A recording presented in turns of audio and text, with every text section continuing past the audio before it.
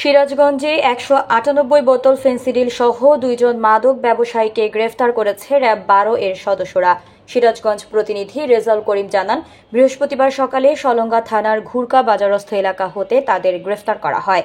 গণমাধ্যমে পাঠানো এক প্রেস বিজ্ঞপ্তিতে র্যাব জানায়, গ্রেফতারকৃত আসামিরা নীলফামারী জেলার ডিমলা থানার ডালিয়া গ্রামের আমিনুর রহমানের ছেলে মোহাম্মদ পারভেজ ইসলাম এবং ছোট খাতা গ্রামের সোলাইমান মণ্ডলের ছেলে হৃদয় ইসলাম। বৃহস্পতিবার সকালে গোয়েন্দা তথ্যের ভিত্তিতে র্যাব ১২ এর সদর কোম্পানির একটি চৌকস আভিযানিক দল সলঙ্গা থানার ঘুরকা বাজারস্থ রংপুর টু ঢাকা মহাসড়কের ওপর একটি মাদক বিরোধী অভিযান পরিচালনা করে ১৯৮ বোতল ফেনসিডিল সহ ২ জন মাদক ব্যবসায়ীকে গ্রেফতার করা হয়। এছাড়াও তাদের সাথে থাকা মাদকদ্রব্য বহনের কাজে ব্যবহৃত ভুট্টা বোঝাই একটি ট্রাক, ২টি মোবাইল ফোন ও নগদ ১,৭৯০ টাকা জব্দ করা হয়েছে।